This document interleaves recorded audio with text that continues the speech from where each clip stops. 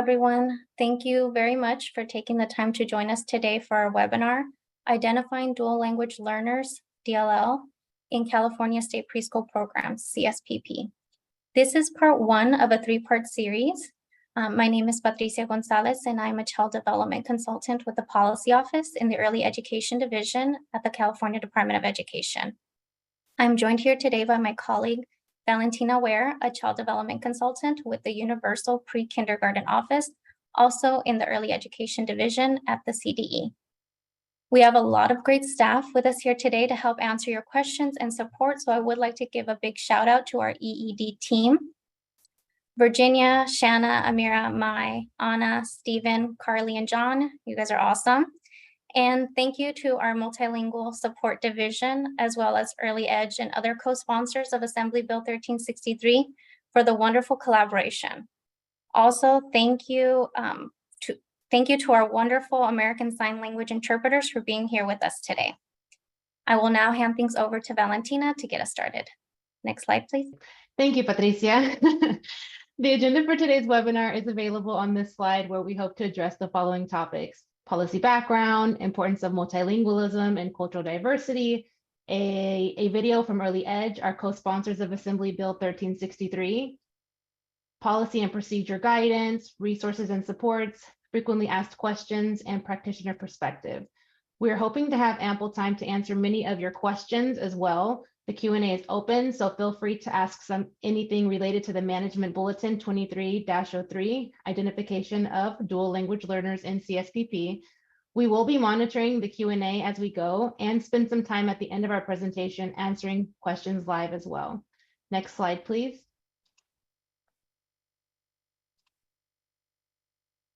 As recommendations from the Master Plan for Early Learning and Care, California for All Kids, is to create equitable learning and focus on supporting DLLs. And with California being home to the nation's largest population of DLLs, the goal was set out to identify and support these children. The goals of the master plan around supporting the communities and families we serve align with the efforts California is taking with regards to embracing and incorporating languages and cultures in our programs and schools. In October 2021, the governor signed AB 1363, with the objective to systemize the identification process of dual language learners, or DLLs, as defined by Education Code 8205 in CSPP. It provided CDE with the authority to collect critical data around our DLLs, an area we've really wanted and needed more information about.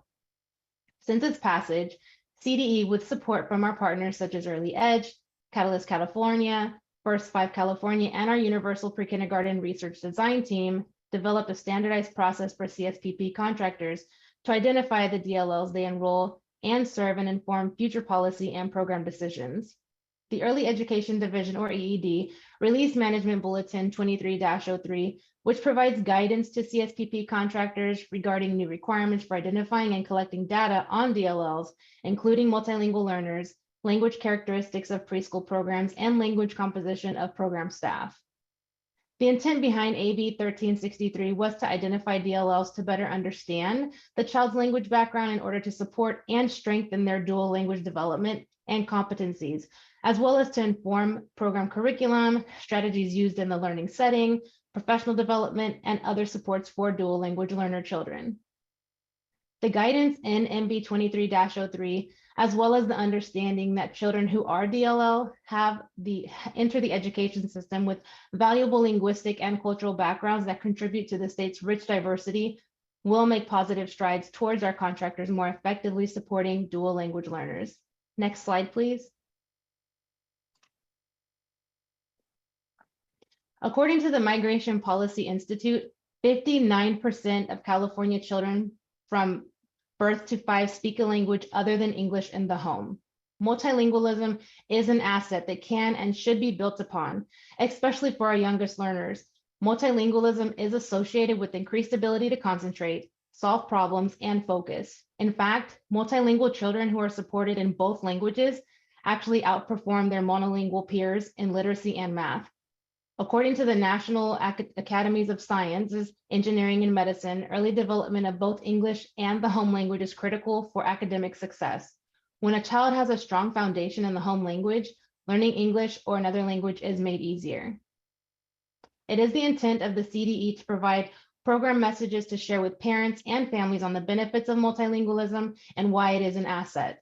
For any child who is identified as a DLL, families will be provided with resources on the benefits of strengthening home language and ideas for what they do at home to support their child's language development after the interview takes place. We want to come from a place of acceptance, really ensuring parents understand multilingualism as a strength we hope to build upon. We want to thank you for sharing these messages with parents and families on behalf of the CDE and for all of your work around identifying and supporting DLLs in CSPP. Next slide, please. Today, we will be talking about the dual language learner identification process in CSPP. But before we dive into those requirements and how staff are implementing them, we will begin with sharing this video developed by Early Edge on California's dual language identification process supports for young children, their families, and teachers. This video highlights this asset-based process, how this asset-based process can strengthen your work in supporting dual language learner children, their families, grounding ourselves in the why of why we do this work. It shares about the processes for the family language and interest interview that collects information about a child's language background and needs, helps teachers build a relationship with families, and helps parents better support their child's language development at home. If you would like to access this video at a later time, we will also place the link to the video in the chat as well. We will now shift from our PowerPoint screen to share this powerful video from Early Edge. The California Department of Education has developed a new, standardized process for state preschool programs to identify dual language learners so they can better support them. The process includes the family language and interest interview, which allows teachers to learn about their students' language background and needs, build a relationship with families and engage with them, and help parents better support their child's language development at home. It's quick, easy, and family-friendly. It only takes 15 minutes, but can make a world of difference in the lives of DLL children and the teachers who support them.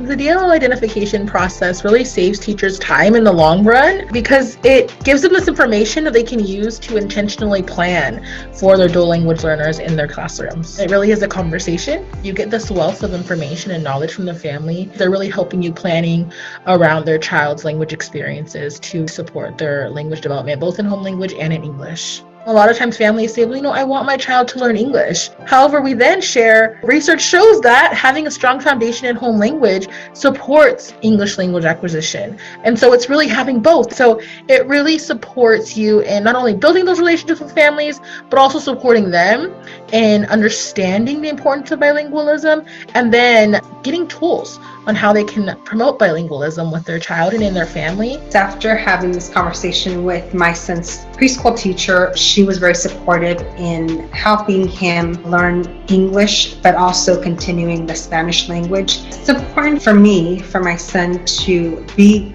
bilingual because his grandparents speak Spanish only.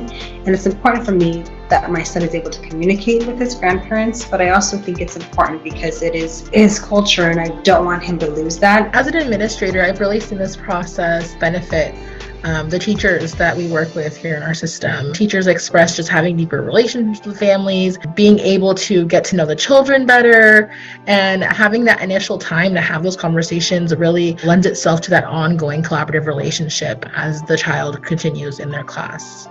This process is incredible, not only for teachers to gather information, but for the children themselves and for the families.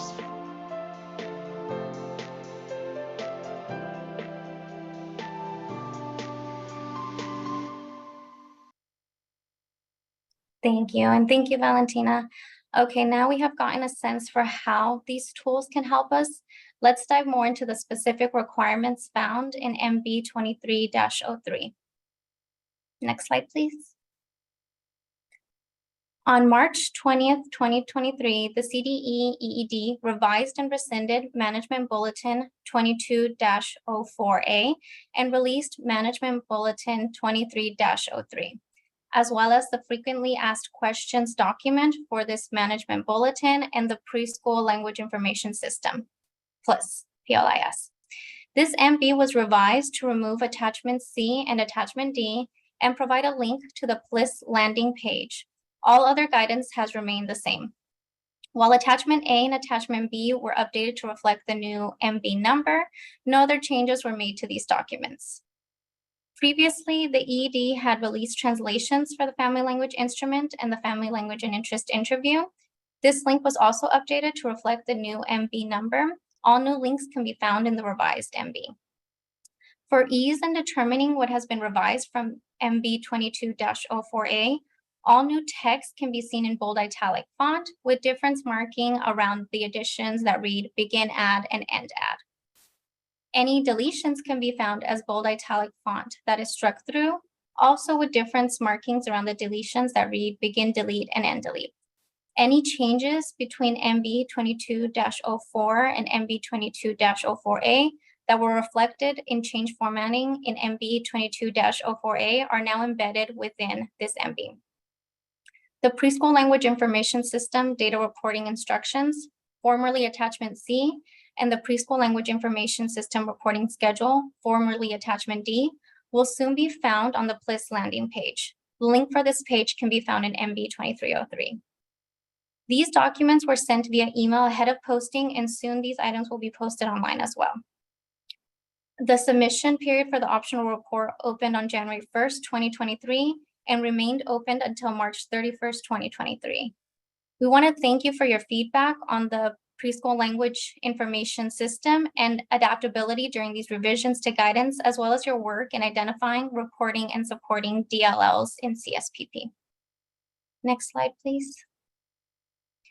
This MB notifies and provides guidance to CSPP contractors regarding new requirements for identifying and collecting data on dual language learners, language characteristics of preschool programs, and language composition of program staff.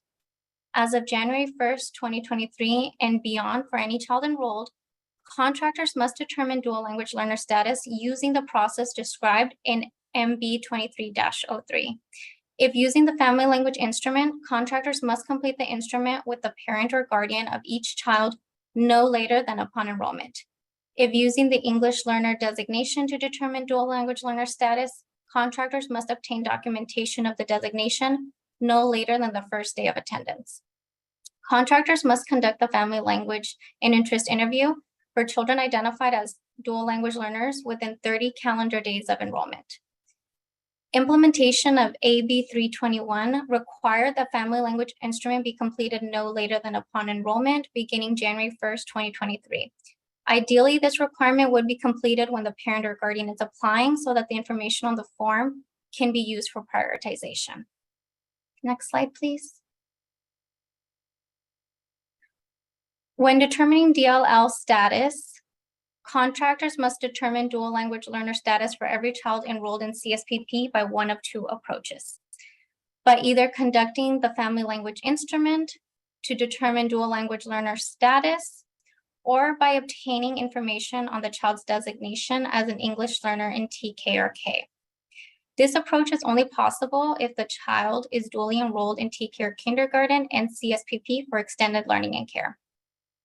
For children that are dually enrolled in CSPP for extended learning and care around their transitional kindergarten or kindergarten program day, CSPP contractors can seek to obtain the child's English learner designation to determine their DLL status in CSPP.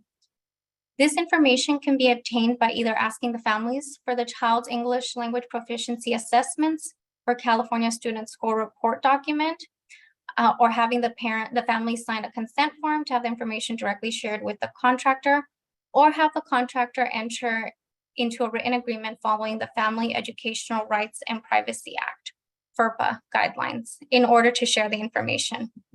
If a contractor is unable to get the EL designation, they must conduct the Family Language Instrument to determine the dual language learner status of the child. Next slide, please. For children that are dually enrolled in CSPP for extended learning and care around their transitional kindergarten or kindergarten program day, CSPP contractors can seek to obtain the child's English learner designation. Sorry, I think there was an error there. We can go to the next slide. John, I think, yeah. When using the family language instrument, a child is designated a dual language learner if a language other than English is the answer to question 1, 3, or 4, or if the answers to the family language instrument, questions 1, 3, or 4 indicated English only, but program staff determine within 30 calendar days through child observations that the child demonstrates they speak, respond to, or understands a language other than English. The contractor must share these observations with the family and review with the family the responses to the family language instrument, updating as necessary to ensure proper designation. I will now hand things over to Valentina to share more about DLL designation and teacher designation. Thank you, Patricia. If the parent or guardian initially responded English only to question 1, 3, or 4 of the family language instrument, and within 30 calendar days through child observations, the child demonstrates they speak, respond to, or understand a language other than English, the contractor must meet and share these documented child observations with the family and review the responses to the family language instrument and update as necessary to ensure proper designation. Parent update occurs when the parent or guardian updates the responses to the family language instrument to ensure proper designation. Teacher designation can only occur if during this meeting to ensure proper designation, the parent or guardian still refuses to update their answers to the family language instrument. The child's teacher may designate the child as a DLL through a teacher designation. Teacher designation can only occur after 30 calendar days and after meeting with the parent or guardian. Next slide, please. If teacher designation is used, contractors must include the following in the family file. 1, written observations for how the child has demonstrated they speak, respond to, or understand a language other than English. 2, documentation from the conversations with the family about their responses to the family language instrument. If the child is designated a DLL based on teacher designation, contractors must indicate that in the PLIS. The initial date that the family language instrument was administered should not change, as this date demonstrates you are meeting compliance of conducting the instrument no later than upon enrollment. Please refer to MB 23-03 FAQ for more information on teacher designation and other additionally frequently asked questions. This document can be found on the PLIS landing page. The link will be posted in the chat. We will now further discuss the family language instrument and family language and interest interview. Next slide, please. Now that we've talked about the process for identification, let's talk more about the tools themselves, starting with the family language instrument.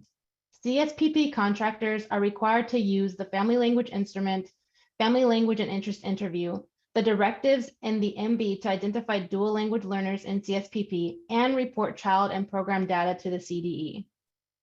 The family language instrument will be utilized to help identify the language or languages a child is exposed to at home and in their community, which languages the child understands, and which languages the child can speak. The parent or guardian of each child enrolled in CSPP must complete the family language instrument no later than upon enrollment, unless DLL status is being determined by obtaining information on the child's designation as an English learner in TK or kindergarten. If using English learner designation to determine dual language learner status, contractors must obtain documentation of the designation no later than upon enrollment. Even though question 2 of the family language instrument was removed as a determining factor of a student's DLL status, it was not removed from the instrument itself. A sample question from the instrument is, which language does your child hear at home? The CDE recommends that the questions from the family language instrument be added to the application for services form or other intake forms or packets as opposed to a separate document. Contractors have the flexibility to place the 4-question survey onto their own forms.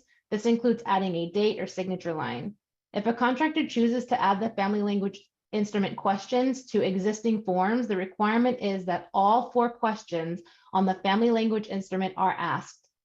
A completed family language instrument or EL designation documents must be kept and saved in the family's data file. Next slide, please. This interview between families and program staff will be used to build relationships, identify and support the strengths and interests of the child, the language background of the child, and the needs of the parents, guardians, or family members to support the language and development of the child.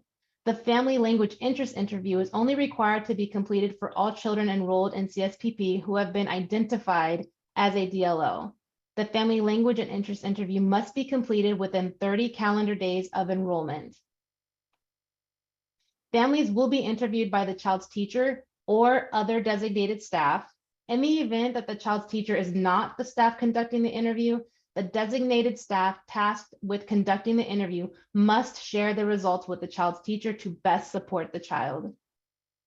A sample question from the interview is, how can we help support your child's language and development at home? For example, books to read at home, materials, or other activity ideas. We understand that time is limited. The CDE recommends a minimum of 15 minutes be dedicated per family to provide the best support possible. Ideally, the interviews are to be conducted in person, but if conducting the interview in person does not work with the family schedule, they can be done by phone or through an online conferencing application such as Zoom, WebEx, or Teams. If after trying all options to conduct the formal interview in person, over the phone, or through an online conferencing application, and you have realized that formal interview setting does not work for the family, these questions can be asked informally, either at drop-off, pickup, or during other interactions with the family. Teachers and/or designated staff can ask the questions from the family language and interest interview in an informal setting and capture their responses after the fact. As a reminder, contractors must keep written responses to the questions from the family language and interest interview in the family data file and add pertinent information from these responses into the Preschool Language Information System, or PLIS, in accordance with the PLIS data reporting instructions.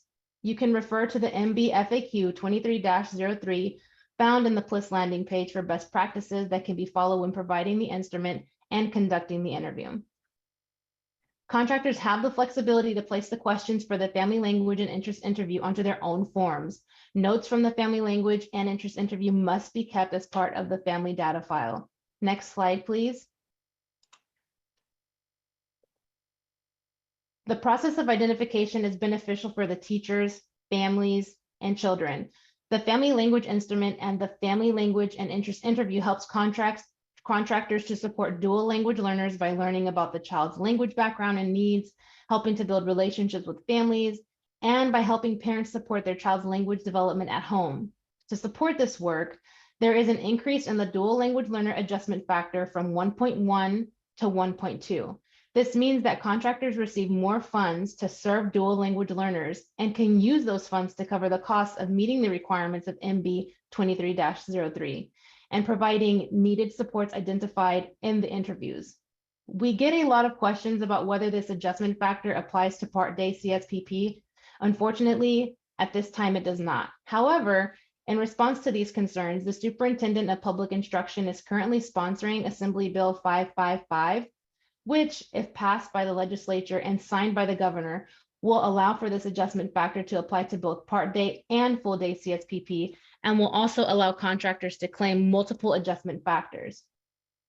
Next slide, please. We will now turn things over to our guest speaker, Jessica Gutierrez from Fresno Unified School District. She is here today to discuss some of the available supports for implementation. Welcome, Jessica. We are happy to have you here joining us today. Thank you, Valentina. Hi, good afternoon. My name is Jessica Gutierrez, and I'm an early learning program manager in Fresno Unified School District. I was previously an early learning support specialist, and before that, I was an early learning teacher. The dual language learner identification process outlined in AB 1363 is modeled after the process that we've been using in Fresno as a part of the language learning project for the past 8 years. And I've had the good fortune to experience this process as a classroom teacher and now as an administrator. Using the tools to identify dual language learners has become an invaluable part of our early learning practice in Fresno. The key to the process is helping families feel comfortable and building trust with them. The first step in conducting the process is setting the stage for families around the purpose and benefits of the process.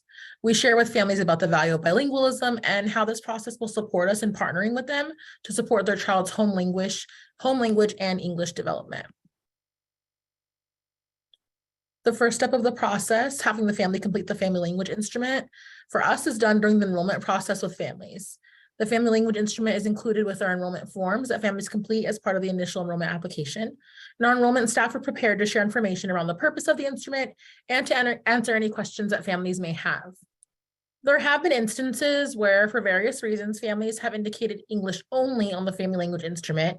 However, upon starting the program, it becomes evident that the child has a home language other than English. In these situations, teachers gather observations on the child's use of home language in the classroom, then they meet with families to share what they've observed with the child's family. We set the stage for families by really sharing the purpose and the benefits of the process. We found that sometimes families might feel uneasy about answering the questions. We share with families that identification of their child as a dual language learner in our preschool program enables us to best support their child's language development in both home language and English. And setting the stage by focusing on the purpose and benefits of the process and how it supports children, families, and teachers really helps ease any concerns that they may have. The interview is organized to support teachers in creating a welcoming environment for the family to feel comfortable sharing about themselves and their child. Teachers set the stage for the conversation by asking first about the child's interests and strengths. This shows families that we're interested in getting to know them and their child, their family's goals and needs, and how we can support them in achieving these goals and meeting those needs. An important thing to remember when approaching the conversation with families is to do so with patience and empathy to support families in feeling comfortable engaging in the conversation with you. It's important to approach the conversation from a place of curiosity rather than judgment, reassuring families that we're here to support them and their child. Teachers revisit the purpose of the dual language learner identification process as a tool for them to best support the child's language development in home language and English. And they also remind the family about the benefits of bilingualism and how having a strong foundation in the home language, in fact, supports English development. The key to the conversation is compassion and reassurance for families. We have found that sometimes families are reluctant to share if their child has a home language other than English because they're uncertain about the implications that might have for their child in school. In this case, teachers describe examples of home language supports they might implement for the child, such as incorporating books and songs in the child's home language, and having a staff member who speaks the child's home language do so with them throughout the day. These examples really help reassure families that the information they share about their child's home language will be greatly beneficial for their child's learning and development, and it will not hinder their preschool experience in any way. Next, the family language and interest interview is conducted. And although MB 23-03 requires only those children identified as dual language learners get interviewed, we in Fresno feel that interviewing all families is beneficial to obtain the information about children's interests and strengths and to take the opportunity to start to build connections with families. Our program has designated family connection days at the start of the program year, and these family connection days are set aside for the family and child to come into the classroom, begin to become familiar with the classroom environment, and for the child, family, and teacher to begin building a connection and trusting relationship with one another. Teachers use a portion of this allotted time to conduct the family language and interest interview with families. Ideally, this interview conversation is led by teaching staff and is done so in the form of an informal conversation rather than a formal interview. During this time, teachers have the opportunity to get to know the families, and families have the opportunity to get to know the teacher as well. The conversation serves as a starting point for teachers and families to begin building a trusting relationship and partnership with one another, positively impacting the child's growth and development. Teachers interview families for about 15 minutes, which is embedded in existing family structures. During the interview, the teachers and families engage in rich dialogue about the child and the family. Teachers share resources and supports with the family around the benefits of bilingualism, and they share tools that they can use at home to support their child's home language development. What we've seen is that there's still a lot of misinformation and misconceptions about bilingualism and home language. Many parents avoid speaking their home language with their child because they think it will hinder their English development. This interview is an opportunity for us to share the latest information about bilingualism, including the fact that the stronger the child's home language, the easier it will be for the child to learn English.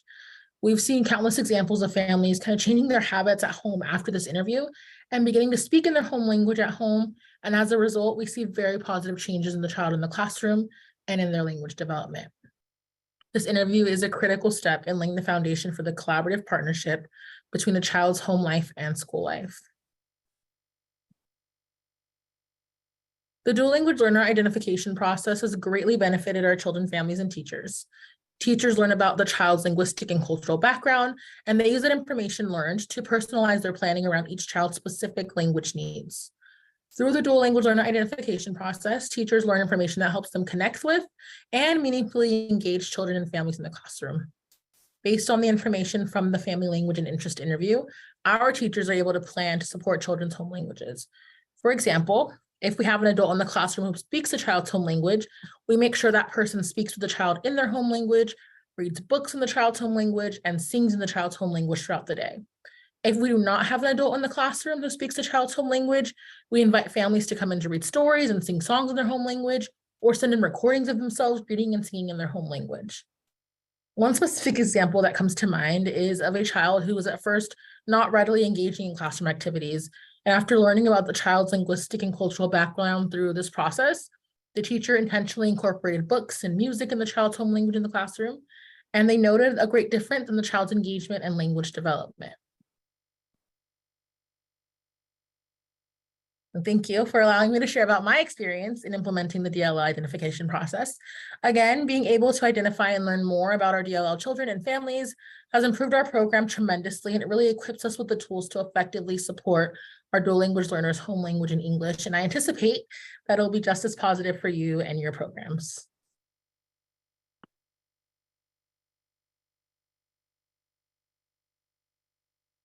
Thank you. We want to thank our guest speaker, Jessica Gutierrez, for sharing such valuable insight with all of us today.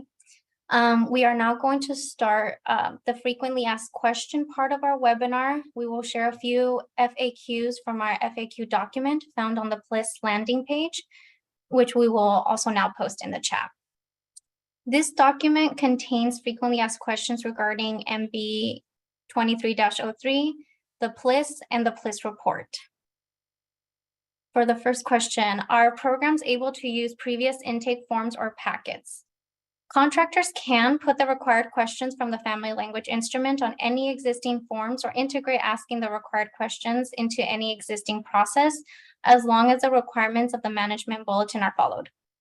The questions in the instrument are required unless the children are dually enrolled in TK or kindergarten, and documentation has been provided identifying English learner status in TK or kindergarten. We want to clarify that determination made for preschool dual language learner status based on the results of this instrument are distinct from the English learner designation in transitional kindergarten through 12th grade system. Dual language learner identification in preschool does not establish EL designation or secure EL services in TK-12 grades. Students enrolled in TK through 12 will need to go through the English learner designation English learner identification process, including completion of their district's home language survey and English language proficiency assessments for California, LPAC, upon entry to transitional kindergarten or kindergarten as required by state and federal law. In the chat, we will share a resource to guide contractors or others to where they can send their LPAC questions. Next slide, please. How is this reported in the Child Development Provider Accounting Reporting Information System, CPARIS? In order for full-day CSPP to utilize the dual language learner adjustment factor, the process for identification of a dual language learner set forth in this MB must be used as of January 1st, 2023. Contractors who enroll children after January 1st, 2023 must have made the determination that the child is a dual language learner as described in the determining dual language learner status section in the MB in order to report the child under the dual language learner adjustment factor category. Documentation of dual language learner status using the process described above will support the reporting of the child days of enrollment under the dual language learner adjustment factor category. Next slide, please. Do the requirements for identifying and collecting data on dual language learners, language characteristics of preschool programs, and language composition of program staff apply to both part day and full day California State Preschool Program? Yes, these requirements must be followed by both part day and full day CSPP. Next slide, please. What do we do if a child is transferring from General Child Care and Development, CCTR, to CSPP? If a child is transferring from CCTR to CSPP, the family language instrument must be completed no later than upon enrollment. And if the child is identified to be a DLL student, the family language and interest interview must be completed within 30 calendar days of enrollment. Next slide, please. And with that, we are ready to begin answering some of the questions live that we've been receiving in the Q&A. While we hope to address all of the questions here with you today, we might not get to them all. If your question is not addressed, please reach out to your PQA consultant who can direct questions to us at the EED. We will post this information in the chat for you. Also, in the event that we're unable to provide an answer for your specific question at this time, we will take that question back for further discussion and to build out additional FAQs. So I think I will call on Virginia Early to address some of your questions regarding the adjustment factor. Thanks, Patricia. Hi, everybody. Virginia Early with the Early Education Division. So there were a number of questions in the Q&A about adjustment factors. Specifically, we had a question about why doesn't the part day adjustment factor apply, or why doesn't the DLL adjustment factor apply to part day programs? And that's something that is in statute and state law. It's in Education Code Section 8244. So we are not able to issue guidance that says you can use it. Our state superintendent of public instruction is supporting a bill, AB 555, which would change this and allow programs to obtain the part day adjustment factor, but the bill is still currently under consideration and would need to be passed by the legislature and signed by the governor to make that change effective. And obviously, if that bill does pass, we will update our guidance so that you all each know what to do there. The other piece that we got questions on is what to do if you have a 3-year-old child that is also a dual language learner. Which adjustment factor do you claim? How do they get reported in PLIS and all of that? So just for anyone that might find this helpful, the 3-year-old adjustment factor for state preschool is 1.8, while the DLL adjustment factor is 1.2. So if you have a full day state preschool 3-year-old, which adjustment factor do you claim?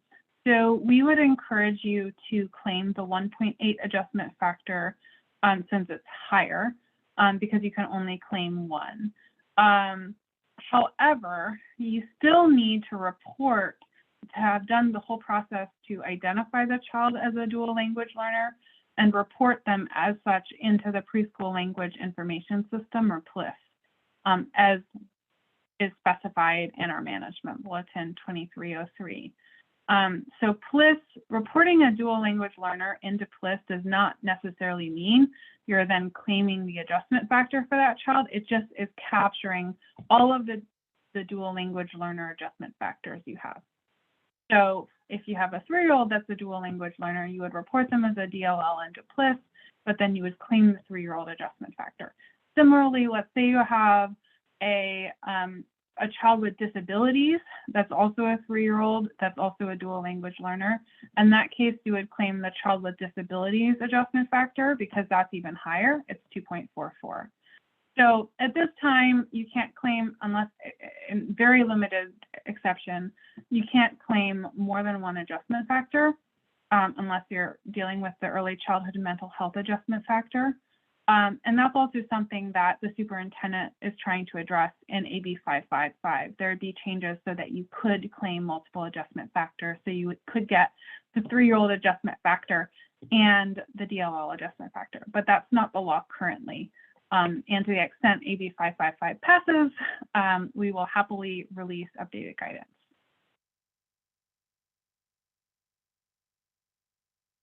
Thank you so much, Virginia. I will now address some of the questions that I'm seeing in the Q&A, and remember, just keep those questions coming. If we're able to answer them here live, that would be great. With regards to the family language instrument, we did get a couple of questions regarding dates and signatures and using previous intake forms. Like we shared in the presentation, you do have the flexibility to add the required questions onto your own documentation, but we do ask that these questions that are required are being added into your document. So you can add a date line, you could add a signature line, but the requirement is just that those 4 questions are asked and that the family language instrument should be completed no later than upon enrollment. And then there was also a question regarding the family language and interest interview with time constraints and being able to complete this requirement. For that reason, we did share the flexibility that they can be interviewed by other designated staff. And in the event that the teacher is not the one doing the interview, that the information is then shared back with the teacher so that the teacher can best support that child. Or we did also share in the management bulletin frequently asked questions document. We have a best practices for doing the family language instrument and a best practices for conducting the family language and interest interview. And one of those for the interview is also asking the interview questions in an informal setting if you feel that might work best due to time constraints or other reasons. So these questions can be asked informally, either at drop-off, or at pickup, or during other interactions with the family. So we hope that helps. And then I see a question regarding the if the child is currently in CCTR and transfers to CSPP. That's one of the questions that we shared within the FAQ portion of the presentation. And it just states, that if a child is transferring from CCTR to CSPP, the instrument must be completed no later than upon enrollment. And if they're identified to be a DLL student, the family language and interest interview must be completed within 30 calendar days of enrollment. And I do see some questions regarding where will this presentation be posted, the recording. We will share some more information regarding the page where you can find everything towards the end of this presentation. And then I'd like to call back on Virginia Early to address some other questions. Thanks so much, Patricia. So seeing a couple of questions coming in, Serena, you asked a clarification about the 3-year-old halftime and what adjustment factor for that one. So as a reminder, so maybe you can follow up and provide whether this is a halftime that's enrolled in full day state preschool or a part day state preschool, because just as a clarification, the part day state preschool does not get the DLL adjustment factor. I would say if you have like hyper specific questions about adjustment factors and how to claim them, feel free. We actually encourage you to reach out to your fiscal analyst and they can help you there. I'm also seeing a question about whether the instrument is used in TK enrollment and when does classification start if the child never attended a CSPP prior to TKK.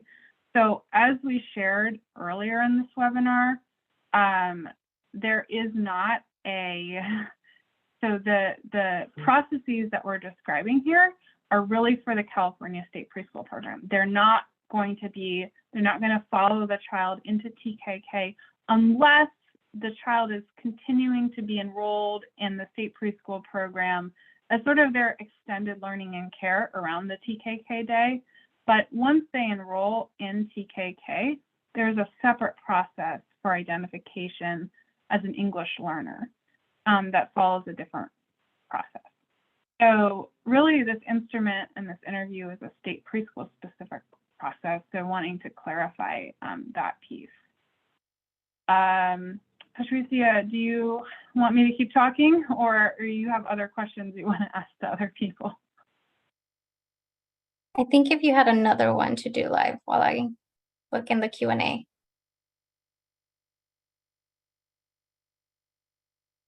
I was on mute. So we also got a question about the CDE's Form 9600 and what the timeline for updating that is.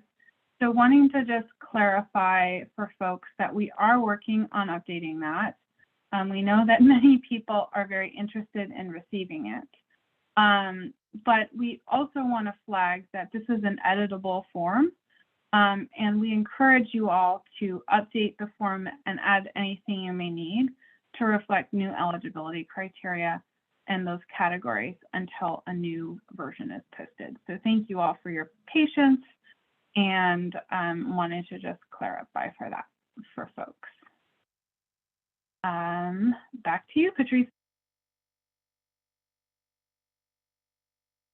And we did get a question in the Q&A flagging that one of the links in Management Bulletin 23-03 is not working. So I just want to thank you for that flag, and we'll go into the document, make sure all the links are updated and working. So thank you for that. And I also saw a question regarding the family language instrument and regarding adding those 4 required questions to existing documents. It's not a requirement that you have to add those 4 questions to your existing documents if you want to use the family language instrument as a standalone document to give. The requirement is just that it's done no later than upon enrollment and that those 4 questions are asked. We just offer that as a flexibility, and some shared that it was helpful for them to put it on existing enrollment paperwork, so it wasn't a separate document. But it's just the flexibility that you are more than welcome to either take advantage of or continue just providing the family language instrument as a standalone document. And I'm seeing more questions regarding the adjustment factor, regarding the requirement in reporting. As Virginia mentioned, you're not required to use the dual language learner adjustment factor, but I think the question was asking, are we still required to report into the preschool language information system, or PLIS? And that requirement is yes, you are required to report all children into the preschool language information system, or PLIS. Yeah, and can I just add, because I think that question is also partially about CPARES. So I think you can basically, like CPARES is where you're claiming your adjustment factors. So you wouldn't technically have to put in about the DLL adjustment factor if you're not claiming the DLL adjustment factor there. But you would have, if you do have the adjustment factor, you would have to put it in. If you have more specific questions about CPARES, you can take them back and ask your fiscal analyst. But you 100%, even if you don't claim the adjustment factor, it has to be reported into PLIS, like Patricia said. Thank you, Virginia. I'm just looking for some other open questions in the Q&A.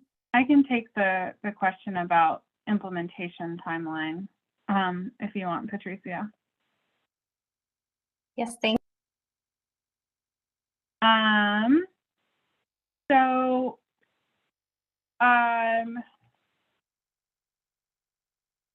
Sorry. Okay, so the question that was asked is, that this was, the directive in the management bulletin says that by January 2023, you need to have gone through the,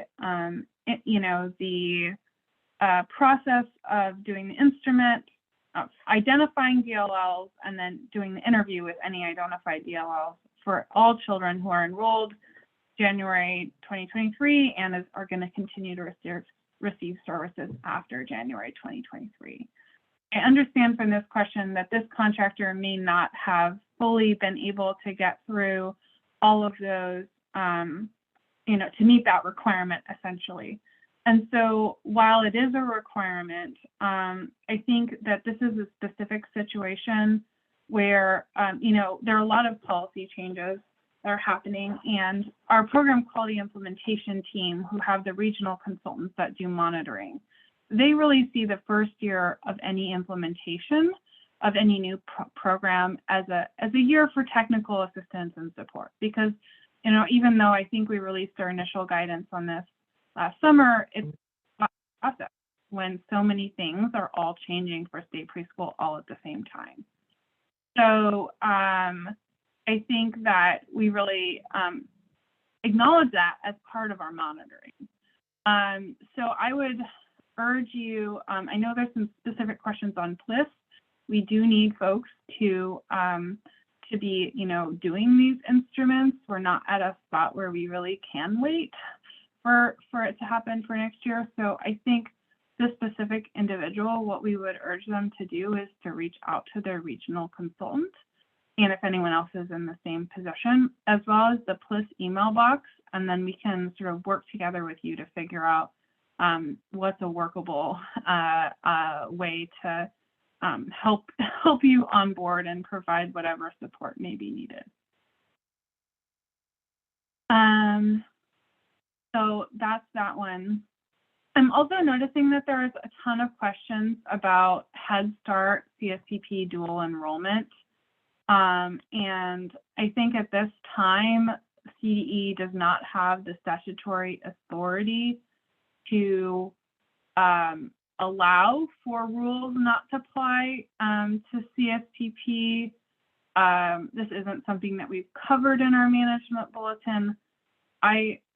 I will say that if someone wants to share more information with us, and I'm pretty sure that Patricia would be happy to share her email address about the specific requirements, that they're doing, whether these are Head Start requirements or whether these are local decisions. We definitely would want to know more about what's happening as we look at, because the next step for this guidance, of course, is to turn into regulations. And it's not uncommon for us to work on refining the guidance between the management bulletin and the regulation phase to the extent we have, again, the statutory authority. We have to be allowed to do things by law. And, I think what you find in our guidance is an area where, we're sort of having to implement what the law is. But, Robin and others, if you are able to share additional information with us about that, we definitely would appreciate receiving it and being aware of some of these things as we work on updated regulations. And I just saw that Patricia put her email in the chat, so everyone can hopefully understand that Patricia may not be able to respond to 300 emails all at once, but thank you for sharing that.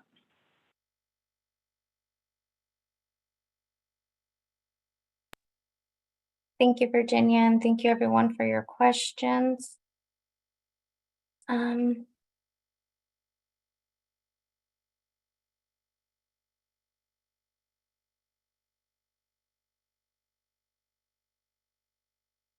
I still see another question regarding the adjustment factor. And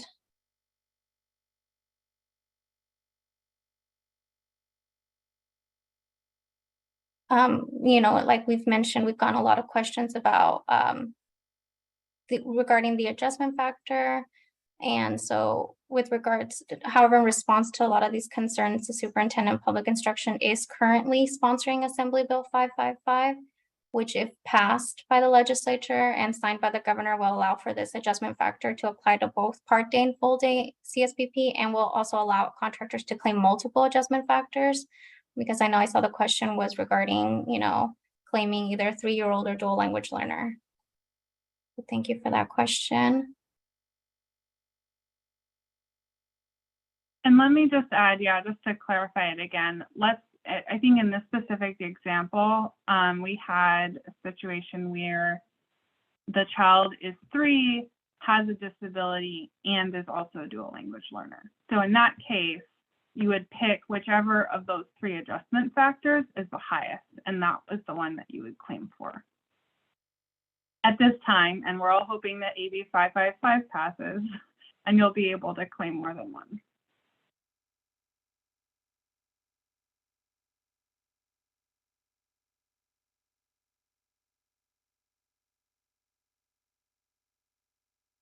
All right, well, other questions people have? I think we have still some more time, so get your questions in. Give it a little pause.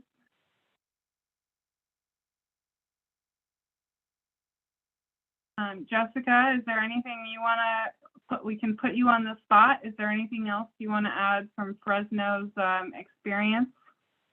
I know there were some questions about how do you find time for doing the interview, and I think Patricia gave some examples of how you can do this at pickup and drop off. It doesn't all need to be directly, like, you know, ideally you sit down for 15 minutes, but maybe there are other options. Or is there more that you can add around the timing of how to make this successful, or any other things that you've experienced as part of your implementation? Yeah, absolutely. Thank you. So yes, finding the time can be difficult, right, in our programs to set aside 15 minutes for each family, but I can say that it is really so valuable, and it really supports all people involved, right? Teachers, children, and the families. And so ideally, as Virginia said, we want our teaching staff to be able to set aside that time for us. It's been embedded into our existing family engagement already structures that we have. So we have, as I said, set apart days for family connection days at the beginning of our program year, where, you know, families get oriented to the environment, children come in and get to meet their teachers and have that orientation piece. And a part of that time is set aside for the family language and interest interview. As I shared, although it's not required by the management bulletin, we do complete the interview with all of our families, just because we find the value in speaking about their strengths and interests with the families. So we've integrated it and embedded it into our existing family engagement structures. I know not everyone has those, and it's great that the guidance allows for some more informal, right? It is best actually to have an informal conversation rather than it feel like a parent-teacher conference or some kind of formal interview. Although it's called an interview, it should be an informal conversation just to really set the stage for the family to feel really comfortable. And you get to share about yourself as well as a provider, as a teacher. So just thinking about what you already have in place as far as family engagement structures, thinking about the times that you already meet with families when they're first starting in classes, right? I know that we have ongoing enrollment. So whenever they're starting in your class, there's always some kind of time that you can set aside. And it could be that maybe it's not like Virginia said, 15 minutes at a time. Maybe like Patricia said, it's, you know, upon pickup and drop off, you have a couple questions and you're prepared to ask them a couple of the questions. Or maybe today this child's getting picked up and you're just going to talk about what are their strengths or what does he enjoy doing? Or, you know, you just pick and choose a couple of the questions, but really thinking about how you can use the existing family engagement structures that you already have, the existing communication structures that you already have with families to embed this into that, right? It doesn't need to be an additional thing, but really it's something that you can use. You can use it with what you're already doing to support you and get the information that you need in your planning. So just think about what you're already doing and how you can fit this into that as well. Thank you so much. Oh, sorry, Virginia. Thank you so much. I think about to ask Jessica the same follow-up question, so I think you should go. Sorry to get our gears mixed up. No problem. Jessica, just as a follow-up question, what is something that you do when you don't speak the same language as the family in trying to offer these tools? So when we're trying to, just to clarify, when we're trying to have the interview, right, ask the questions for the families, we definitely utilize whatever resources we have in our classroom first, as we will with the child, right? So if we ourselves do not speak the language of the family, we happen to have someone that's on our staff, they're our first choice. But also oftentimes there are community members or other members of the staff There are people that the family know that are bilingual. It even is more helpful if it's someone that the family knows and is familiar with, because it's someone that it's not an outsider, right? Another person coming in. So if the family has someone that's a part of their family or some community member that they're comfortable with, but definitely it's very important to ensure that the interview and the conversation is done in the family's home language. And so whatever resources you have, like I said, if it's yourself, that's amazing.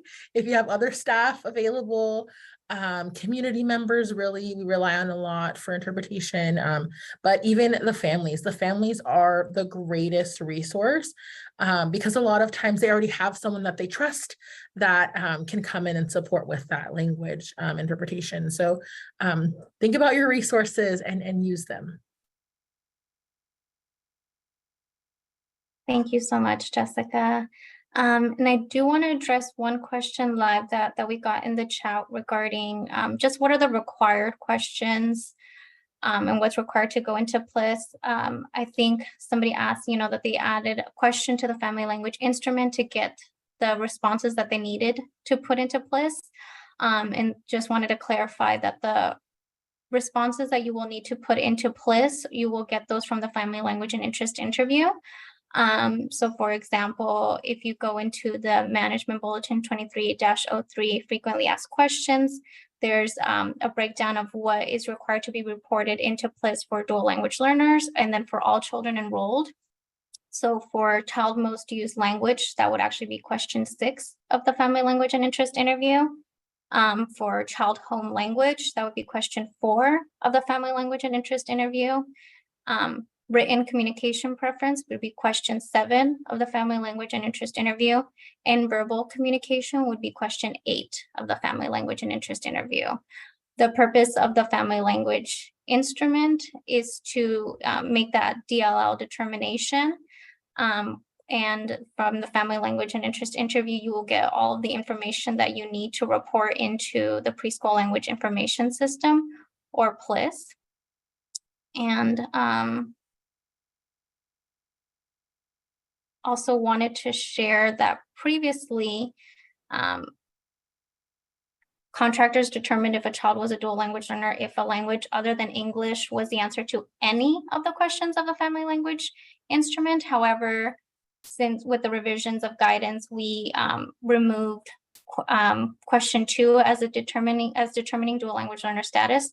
So now the determination for dual language learner status is if a question other than English is the answer to questions 1, 3, or 4. This did remove question 2 as determining status, but it does not remove it from the instrument. So just wanted to make that clarification as well. Okay. Looking to see any other unanswered questions.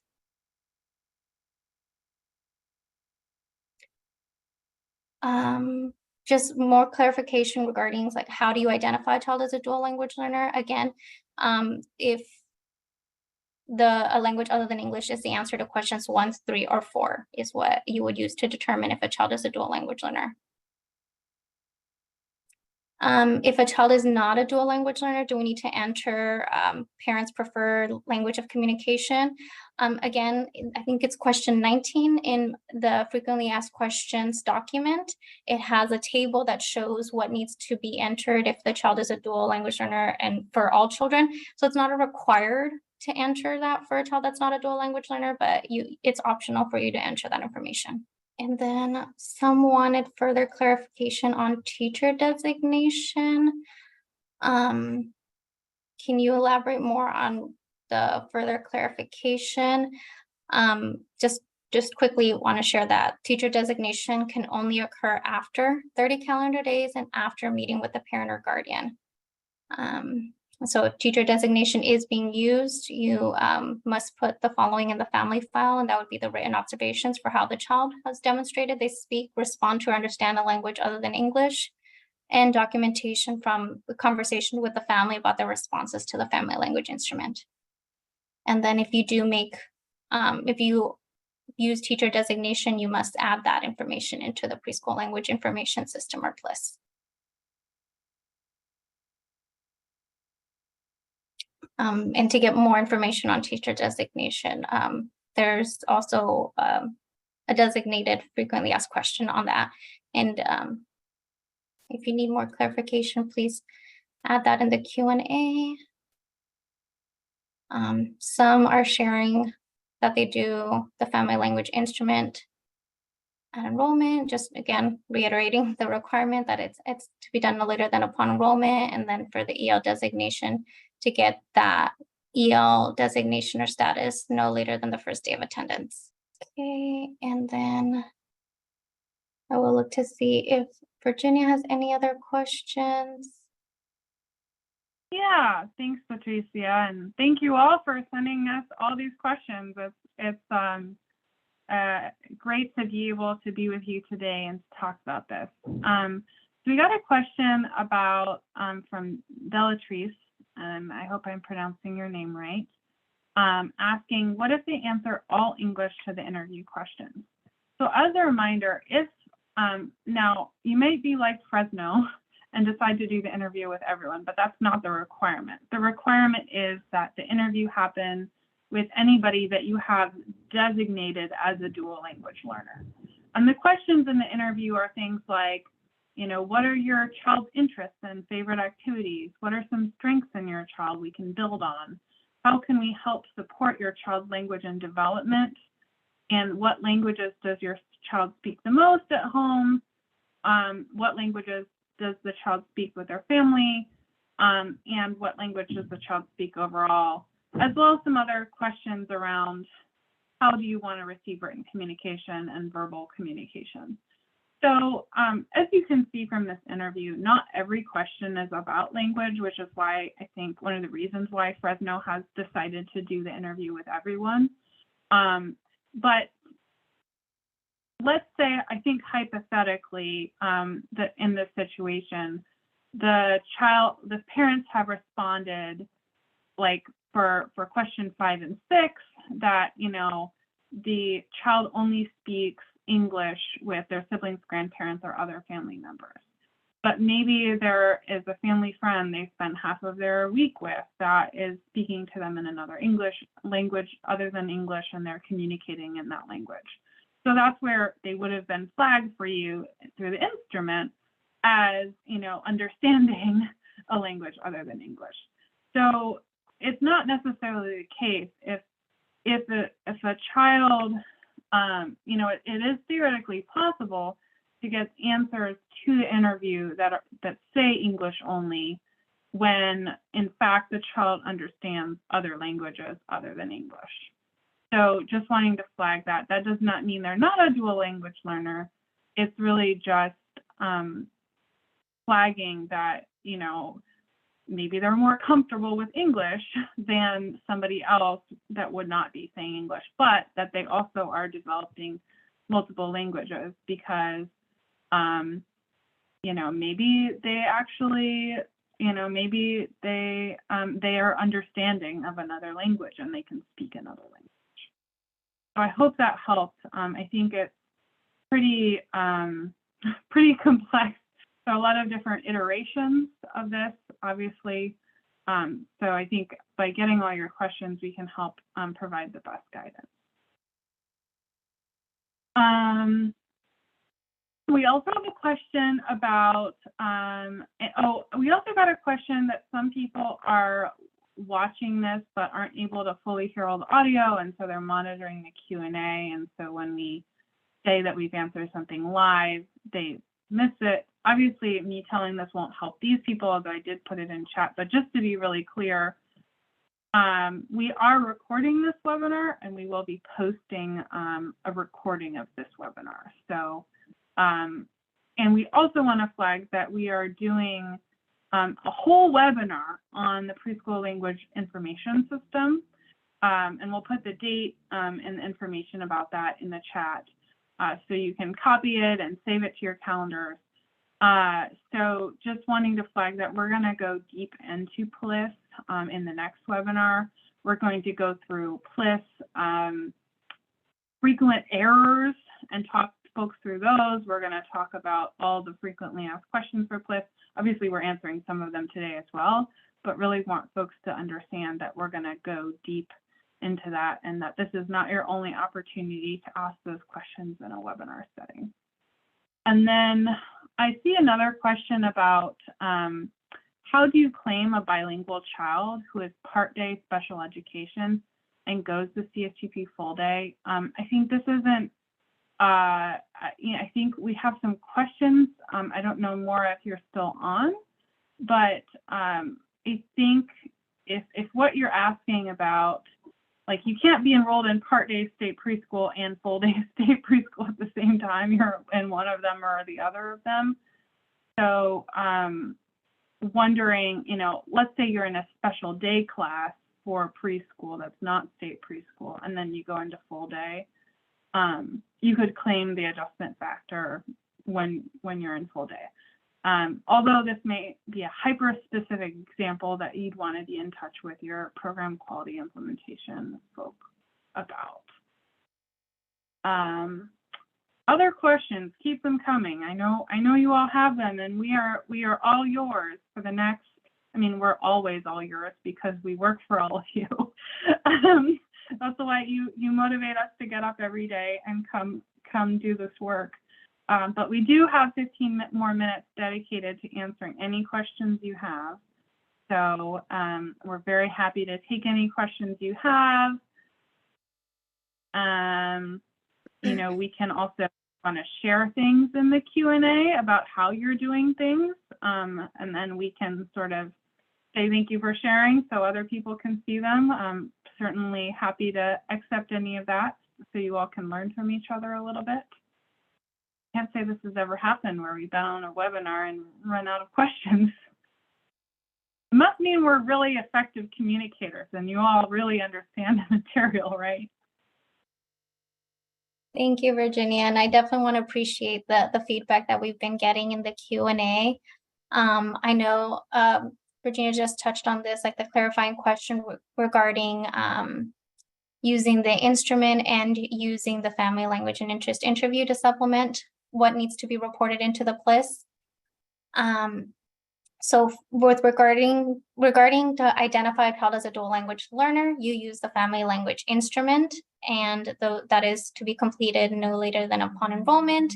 The child is identified as a dual language learner if a language other than English is the answer to questions 1, 3, or 4 of the family language instrument.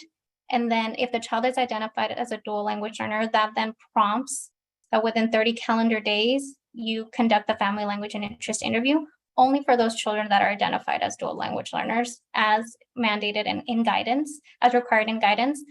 And then those responses from the family language and interest interview will supplement what gets reported into the preschool language information system, or PLIS. Again, and then that FAQ document, it has the table that shows what is required for DLL children and for all children enrolled, because both do need to be reported into the PLIS, but it does have the breakdown of what is required for just DLL children and then what is required for all children. And again, the instrument is what then tells you that if you need to conduct the family language and interest interview. Just trying to see if there's... Go for it, Virginia. Sorry, Patricia. We have a question about where they can find the adjustment factors. And so I think, I think that the best thing, and we'll check to see if, unfortunately, we don't have any of the fiscal analysts on the call today. And we'll think about fixing that for the future because we've had so many questions about it. But if you want to see the statute for adjustment factors for age, you can see that at the link I'm about to put in. I'm going to put it in the chat so that folks can see it. And that includes, the 2.4, for a child with disabilities. There's a 1.1 for children at risk of neglect, abuse, or exploitation, 1.2 for dual language learner children, and the 3-year-old adjustment factors, children 47 months or younger, that's 1.8. And then there's also an early childhood mental health consultation services adjustment factor, which is 1.1. And that's the only adjustment factor that you can claim while claiming another one of these factors. So you could claim the early childhood mental health consultation adjustment factor and the DLL adjustment factor, but you couldn't claim the DLL adjustment factor and the 3-year-old adjustment factor. You would have to pick one or the other. And we encourage contractors to go with the one of those two that is higher.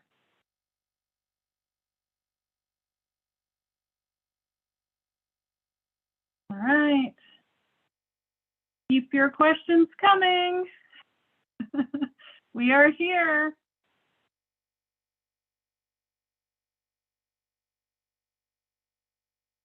Go back to see if anything else should be highlighted again.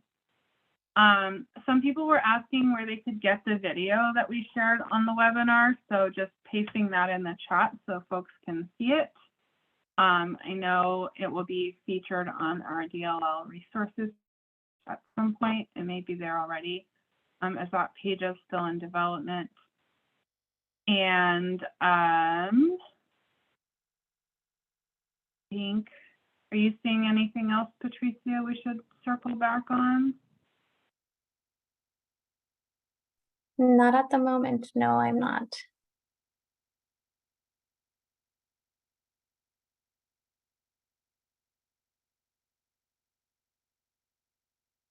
We'll give it a pause.